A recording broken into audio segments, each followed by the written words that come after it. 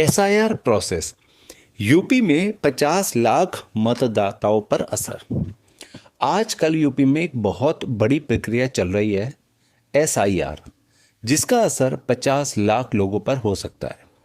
लेकिन क्या आप जानते हो कि एसआईआर क्या है, इलेक्शन कमीशन इसे क्यों करवा रहा है और आपके वोटर राइट्स क्या हैं? तो आइए समझते हैं सीधी भाषा में लीगल फैक्ट्स के साथ।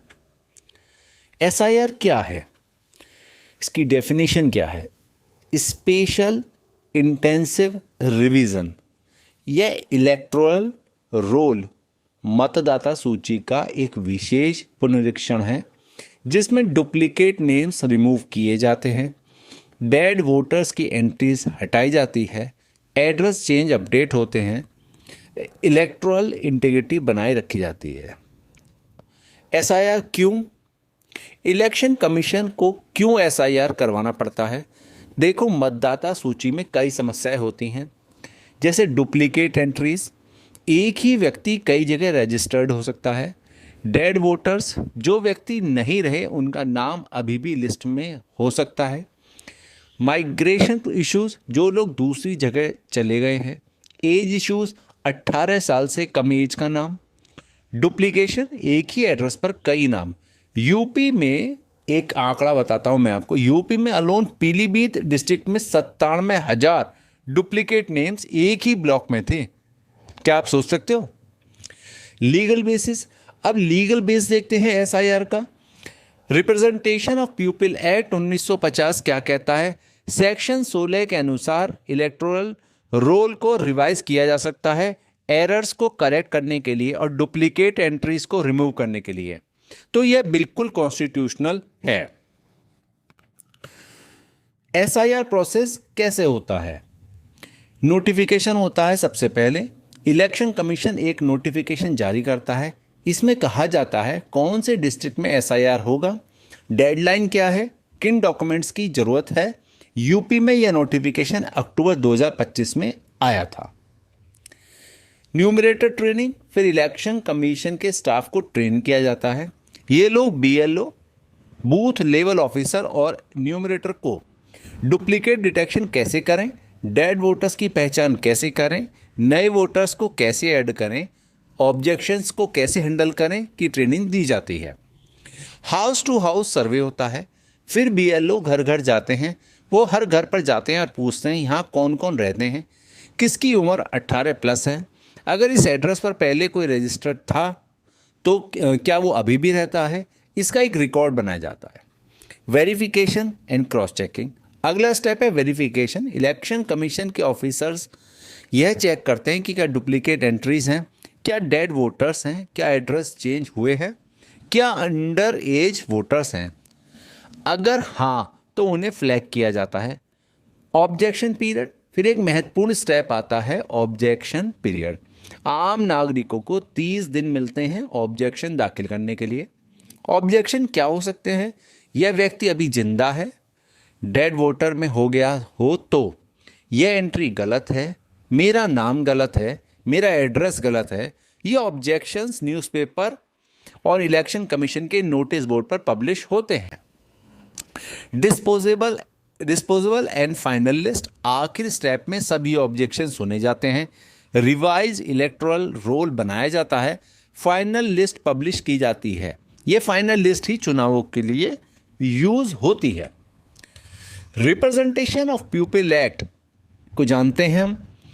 सेक्शन 13 क्या कहता है? Electoral roll revision.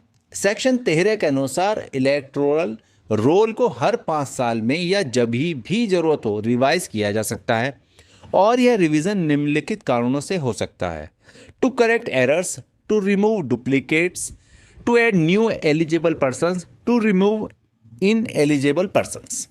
सेक्शन 14 और 15 आरपीए में ऑब्जेक्शंस। सेक्शन 14 और 15 में विस्तार से बताया है हर नागरिक को अधिकार है कि वो इलेक्टोरल रोल में अपनी एंट्री के बारे में ऑब्जेक्शन दे सके।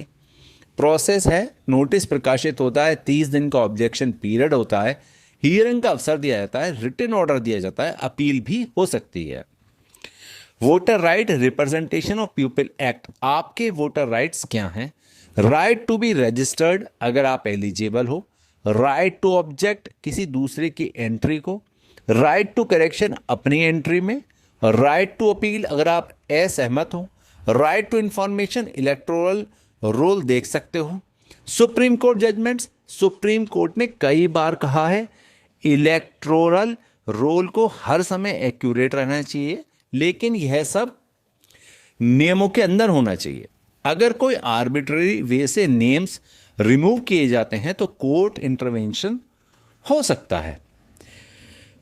यूपी में क्या हो रहा है, अब बात करते हैं यूपी में क्या हो रहा है। 97,000 पीलीभीत डुप्लीकेट्स, 97,000 डुप्लीकेट्स एक ही ब्लॉक में, 50 लाख टोटल इम्पैक्ट है यूपी में लोगों का।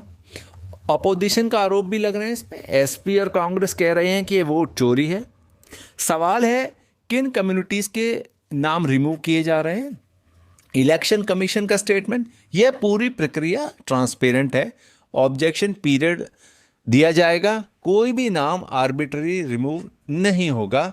सुप्रीम कोर्ट का रोल भी है, सुप्रीम कोर्ट ने कहा है इस प्रोसेस को ट्रांसपेरेंट रखो, डाटा को पब्लिक करो ताकि स्क्रूटनी हो सके।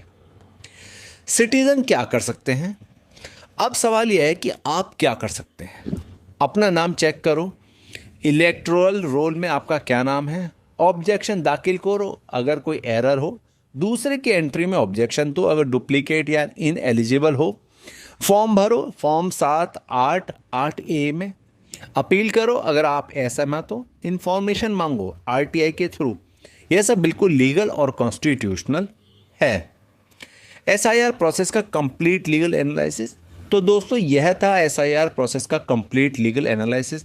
SIR एक कॉन्स्टिट्यूशनल प्रोसेस है, इलेक्टोरल इंटीग्रिटी मेंटेन करना जरूरी है, लेकिन ये सब नियमों के अंदर होना चाहिए। आपको ऑब्जेक्शन दाखिल करने का अधिकार है, सुप्रीम कोर्ट स्क्रूटनी कर रहा है, तो अगर आपकी या आपके किसी रिलेटिव की एंट्री के बारे में कोई सवाल है तो ऑब्जेक्शन दाखिल करो। अगर वीडियो पसंद आई हो तो लाइक करो, कमेंट में अपने सवाल पूछो और चैनल को सब्सक्राइब करो, और हमारे चैनल को सब्सक्राइब करो लीगल नॉलेज के लिए। जय हिंद, जय भारत।